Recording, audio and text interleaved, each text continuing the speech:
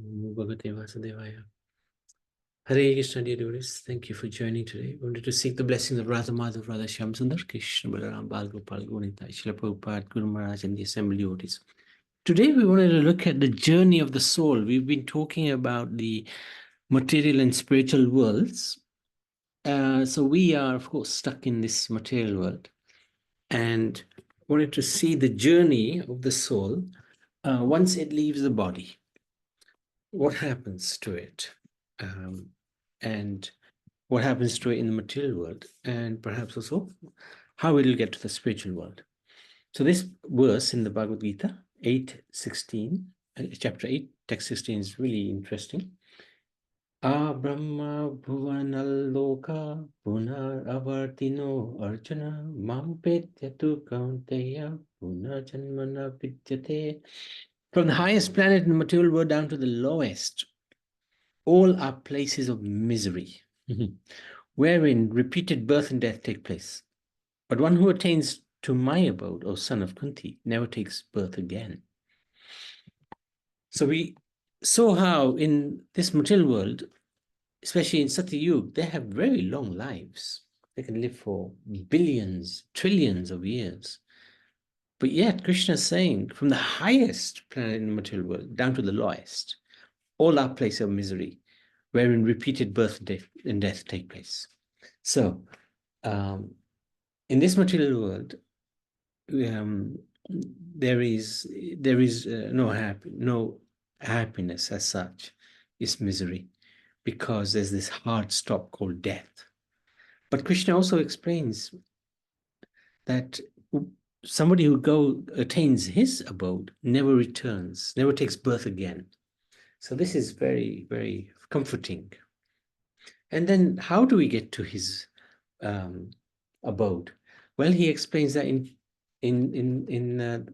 chapter 4, text 9. Janma karma chamay devyam evam yoviti tatvata tvakta deha puna janma naiti mamiti sorjan. One who knows the transcendental nature of my appearance and activities does not, upon leaving the body, take his birth again in this material world, but attains my eternal abode, O Arjun. So Krishna explains how this world is a crazy place, full of misery, but one who gets to his place never takes birth again. And then he explains also how one can get out of this material world by knowing him, getting to know his appearance, his activities. So very powerful indeed. So what's the journey of the soul from the spiritual world?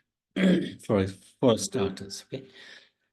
The spiritual soul is in its pure state, eternally resides in the spiritual world, together with the Supreme Lord, in association with the Supreme Lord and the devotees. Most spirit souls serve the Lord in complete harmony. However, a small minority of souls, and unfortunately we're in that minority, feel some envy towards the Lord and wonder what it's like to be worshipped. The Lord fulfills the desires of these souls, and creates the material world in order to allow the soul him to experience the opportunity to try to become the Lord of everything that we survey, and thus try to attain happiness. However, this world is perfectly imperfect. No matter how hard we try, happiness will always delude us, as we are eternal beings trying to enjoy in an impermanent world where everything is temporary. This is an incompatible position. Oops. Sorry about that.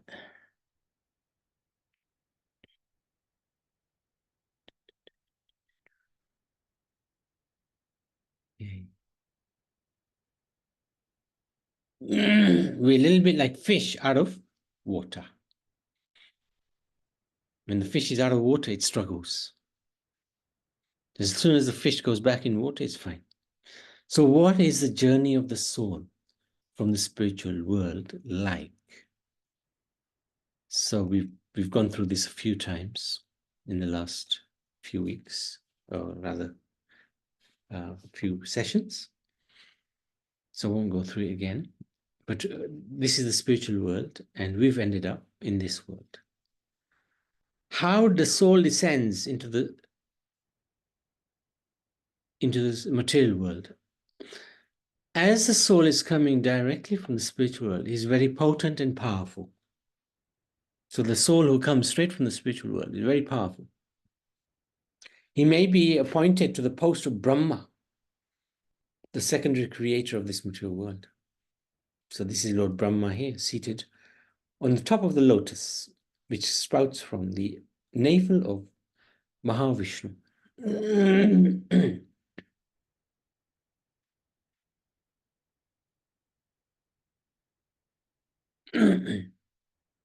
Prabhuji, Sorry? Haji, Haji. Prabhuji, can you explain little bit easy way, whatever you read? Okay, yes, I will. Sorry, and Madhubin. Please. So, જે આપણું આત્મા છે, it is begins at its existence in the spiritual world. આપણે પહેલા ભગવાન સાથે જ હતા. અને આપણને થોડુંક what's envy? What's the word for envy?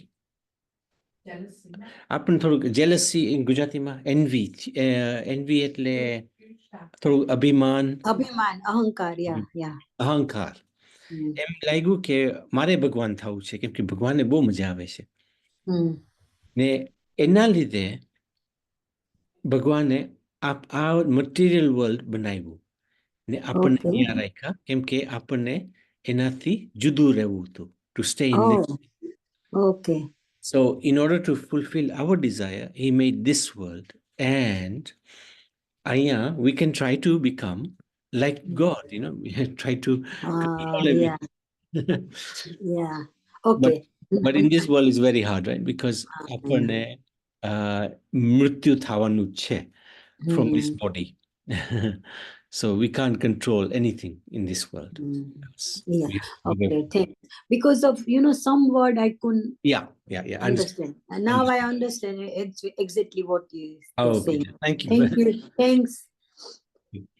So generally from the post of Brahma, because of pride, if the Brahma is not a devotee, which he is unlikely to be if he's come straight from the spiritual world, because he wants to be separate from God. Due to pride, the living entity glides into the lower levels of material life. So this Brahma would due to pride,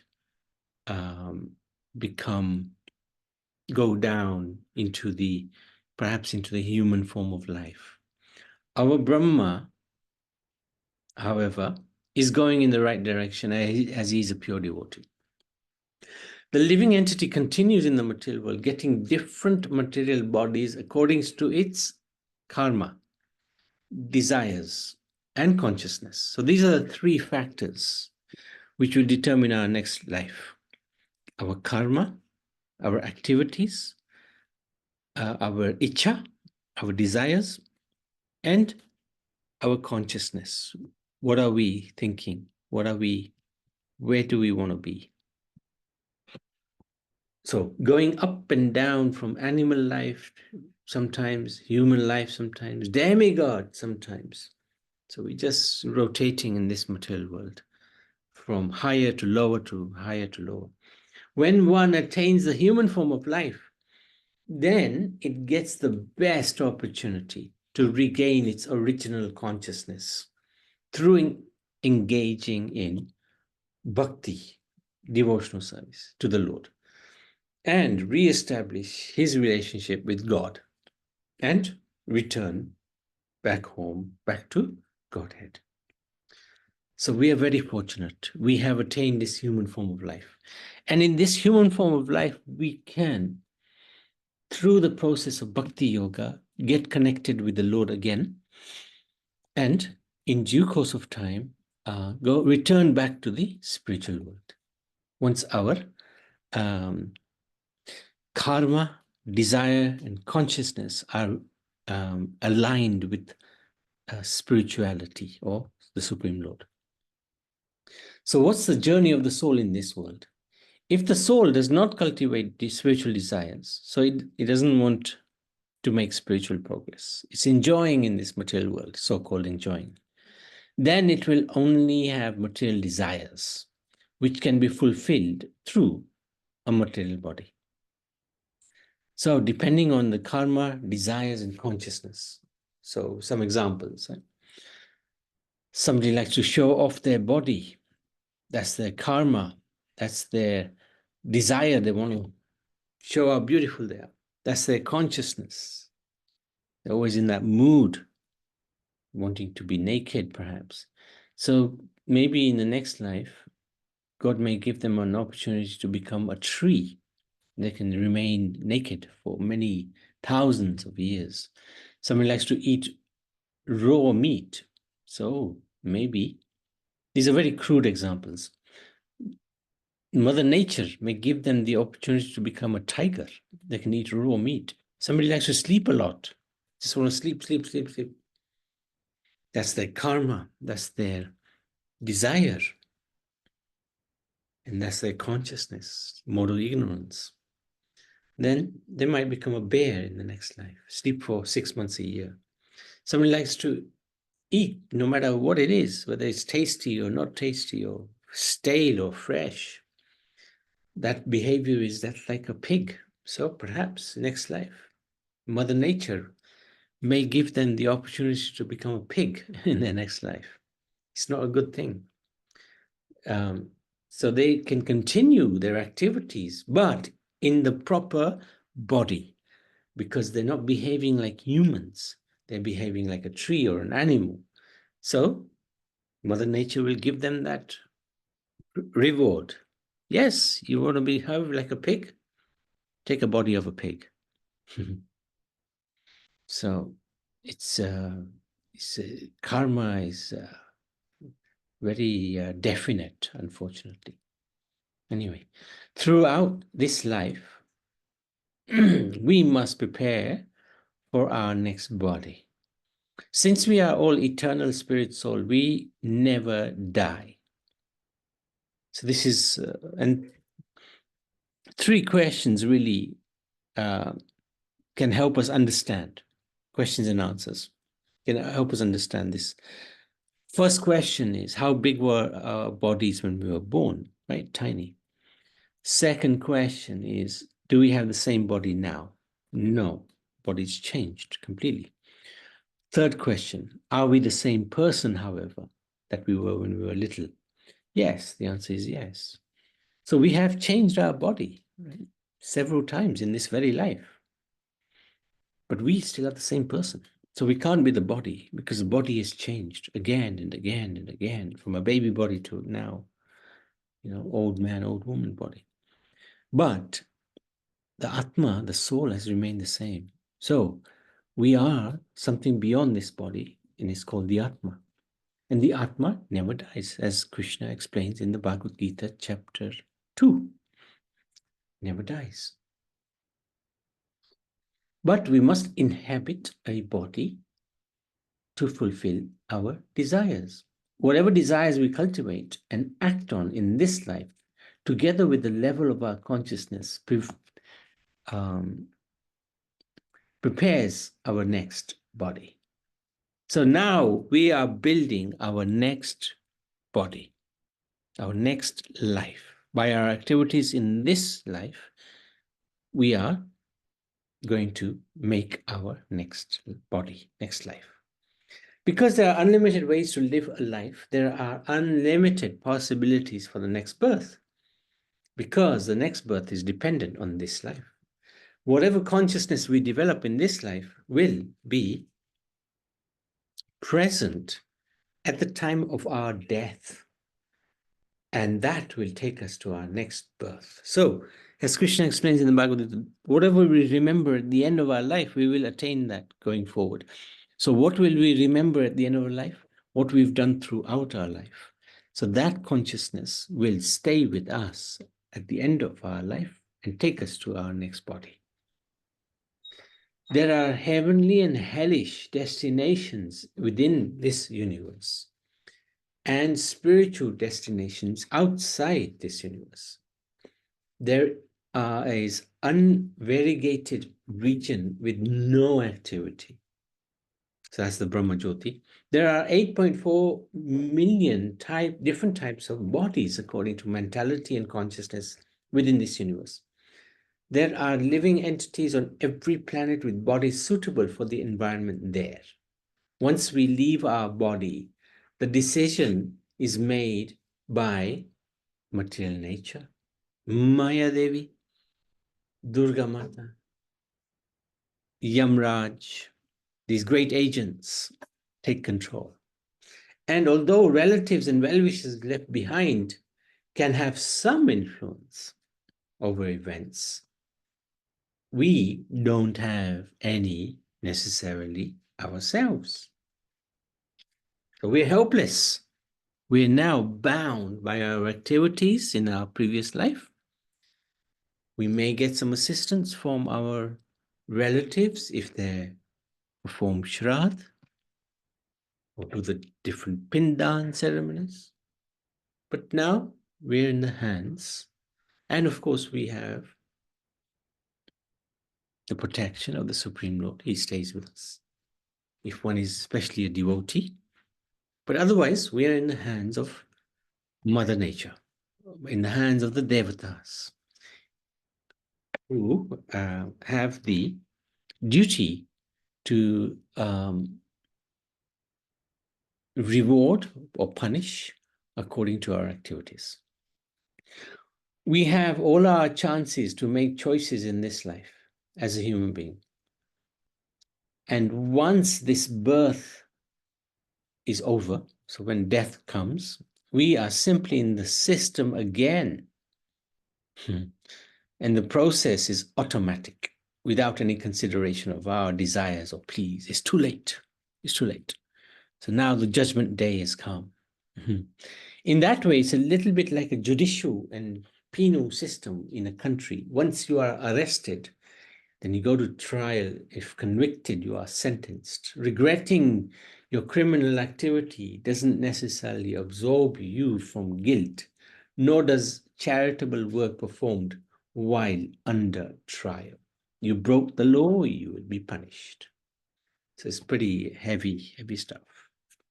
The living entity in species lower than humans, due to their lower understanding of the metaphysical concepts and total lack of morality, aren't subject to this arrangement. So only humans are subject to karma, not the lower forms, no animals, no plants, etc.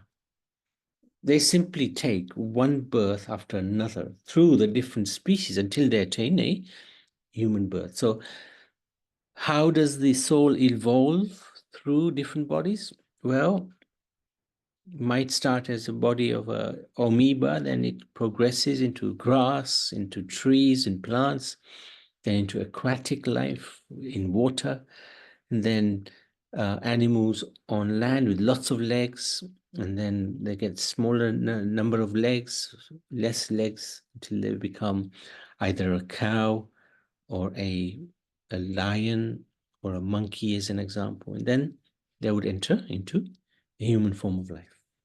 But it's a evolution process that they go through, not the same evolution as Darwin's theory, but it's an evolution of the soul as opposed to evolution of the body. The whole system is very organized, very detailed, very fair. It's been running for a long time. So there are no bugs in the program. Every living entity you see has landed up in the body they have by this process, including ourselves, of course. And as we work our way through this life, our next life is being put together for us as we go, so that at the time of death, we are transferred through the agencies of material nature to all that awaits us. So, what happens at the point of death? Krishna says, whoever at the time of his life quits his body, remembering him alone, at once attains my nature. Of this there is no doubt. This is in chapter 8, text number 5. And this person is a very rare soul. Very rare soul. Whatever state of being one remembers when he quits his body, O son of Kunti, that state he will attain without fail.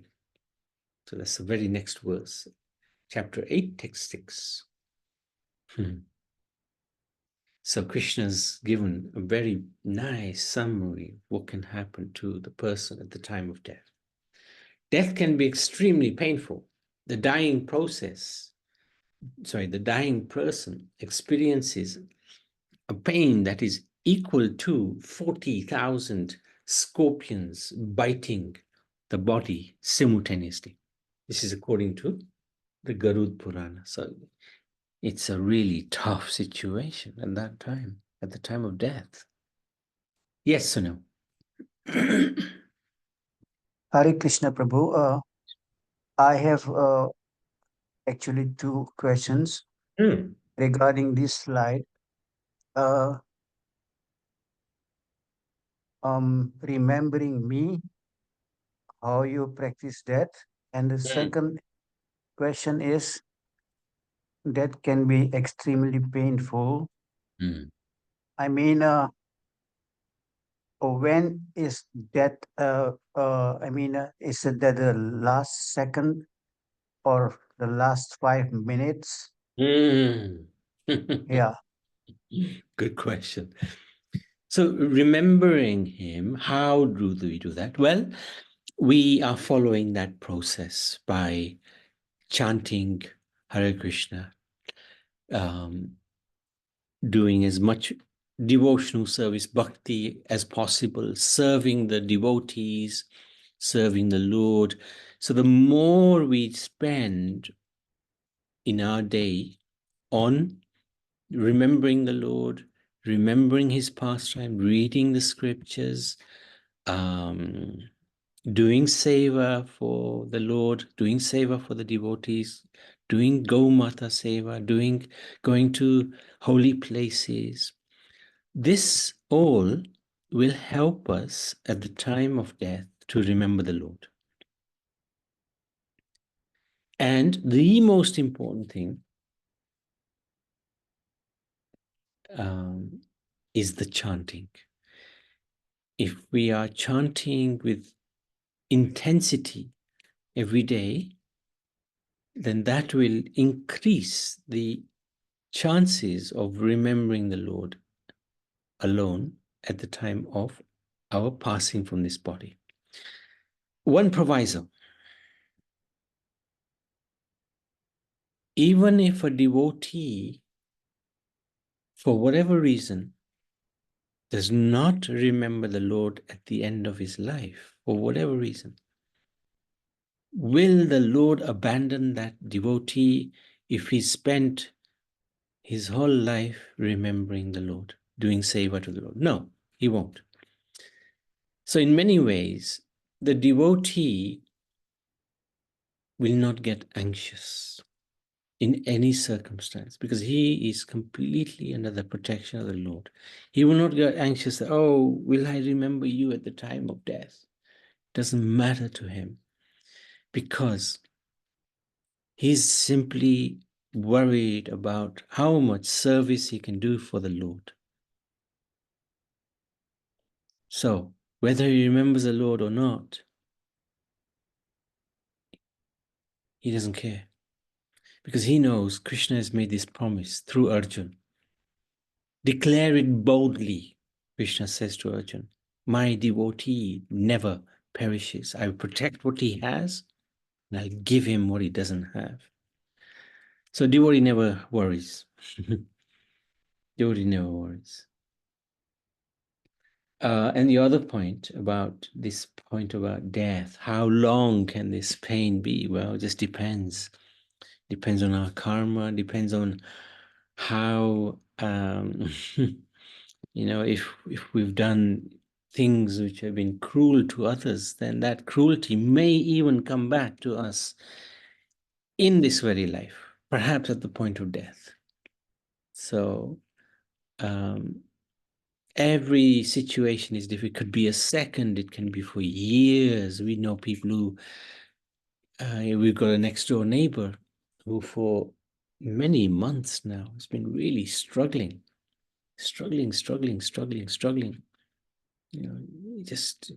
We have a cousin of ours who has dementia at the age of 50 odd, and very young. They're going to suffer for years. It's just so horrible, so terrible. What can you do? So the thing is, again, the mood of the devotee is, in my dear Lord, I am simply taking shelter of you. If you want me to suffer, what can I do? Like Srimati Radharani prays in Chaitanya Mahaprabhu writes in his last prayer of the Shikshashtakam that do whatever you want to me, my dear Lord. Whether you hug me or you make me cry, I'm still yours. I've got nobody else. You're the only, you are my only shelter. So as trying to become devotees, aspiring devotees, we take shelter of the Lord. If whatever's going to happen, he knows best. He knows what is good for us. He will never do anything which is not good for us, because he's our loving Father. And the Father will always protect the son and the daughter. So no matter what happens, we just given all of our hope and trust. It's placed at the lotus feet of the Lord. Whatever happens, it happens. Oh, okay. Thank you. One more thing. Yes, thank you, Prabhu. The person in case that person is dying, is that person conscious that he or she is dying now? So just repeat that again. I mean, the dying process. Is that person conscious that he or she is gonna die now? Okay. Yes. Yeah. Many times, the person will be fully aware that these are like my last few moments. Yeah. And we've heard that many a time, people will say, okay, I haven't got much time left now. And sometimes that actually is a fact, they leave their bodies very quickly afterwards. Sometimes people stop eating and drinking, because, they don't have that desire, because they know they're going to leave the body soon. So they stop. So yes, sometimes you get notice, sometimes you don't get notice. Suddenly people just drop dead. It just, there's so many different variables. You cannot, and that's why the devotee, because there's so many variables, devotee puts all of the, what's the word? All of his faith and trust and obligation to the Lord. He places it all on the lotus feet of the Lord. My dear Lord, you're in control. You're in charge. You do what you like to do to me. I'm just yours. You take charge. It's your problem. It's your headache, not me, not my headache. I'm placing everything at your lotus feet. You're in charge. Do you see what I mean, Sunil? Yeah, Prabhu. The reason why I raised this question is I have seen something and not seen. Actually, I'm also afraid to watch. But anyway, in a case of if the case of my mom, I was several times at the hospital, and you see when people die, you can hear the voices that they are yelling, they are crying, Right. and this and that, and on the other hand, um, that is one thing that painful. It's very painful for the families. Yes, of course. Uh, yeah, to see how the process is, Yeah. and the opposite. That's why I asked about the seconds and things like that. Lastly, I don't know in which year, one aeroplane, I think Malaysian Airlines, Mm. MHN, something like that, 16. Oh, yeah, the lost plane. Yeah, it was attacked by a rocket.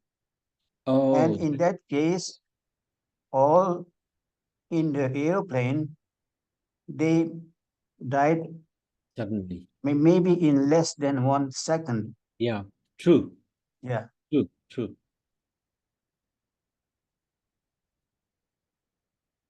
You know what I mean, Prabhu? Yeah. See, their situation, because it happens so suddenly, it could be that they may not have a material body ready for them yet. And possibly they may have a ghostly body for some time because it's a premature death, So that's a little challenging. That's a little challenging. It's a premature death. It's almost like somebody commits suicide. They die prematurely. So sometimes when it happens like that, they may have a ghostly body for some time whilst they go through the process, which we're going to talk about in the next session also, of how they get this material body. So when there's a sudden death, it may be that they become ghosts for some time. Okay, thank you. You can Thank you. proceed. Thank you, Thank Prabhu. you. Hare Thank you Krishna. so much. And I have to say, I've had experience of 4 personalities who passed away. We were in their presence. There was my father. He was in a sort of a coma anyway. So they decided to switch the machines off. So we were reading the Bhagavad Gita and chanting around him. Then there was my father-in-law. He was in hospital. Then he came home. And he was very calm. He was very focused and fully conscious. And he was looking at the little picture of Lord Nrsingadev when he left the planet. That was amazing. And then there was my mother, who also came home after being in the hospital for some time. And she, again, we knew it was the last few moments. And she went very peacefully with us, chanting around her. And then my Guru Maharaj, he was in hospital in Gurgaon in Delhi, and then the doctor said, "Well, it's the body's nearly finished." So we said, "Okay, we want to take him to Vrindavan." So we were in the ambulance to Vrindavan. As we entered Brajabhumi, he also left fully conscious, with devotees chanting around him. So I have to say, I've had the privilege of being with these personalities, and it was quite an experience, and feel fortunate that I was able to share in those final moments with them. But yeah, it can be pretty harrowing for the person who's going and for the family, because to see somebody in such distress, luckily I haven't experienced that, but it's such pain can be quite a terrible experience. Anyway, let's stop there and we'll continue tomorrow. Thank you for that. Any more questions from anybody? Prabhu, I want to ask you a question. Yesterday you said that when people go in the lower planet, when they die, when they leave the body, is for a short time only. Is that? That's the hellish planets. Yeah. So is it for a short time? Yeah. In the hellish planets, it'll be just for a time when you, and we'll go through that actually in these sessions about the hellish planets. What are the different types of hellish planets? And yeah, it's only for getting punished for the the dreadful karma that may have been done. But the lower planets is different. The lower planets, if one ends up there, it can be as long as one is in the heavenly planets. It can be millions of years. But the hellish planets are different. The hellish planets are below even the lower planets. And we'll talk about those in the next 1 or 2 sessions. Okay, Prabhu. Thank you. Thank you for asking. Thank you, Shaman. Thank you, Prabhu. There's nothing else. We'll stop. Sanatan Dharma ki jai.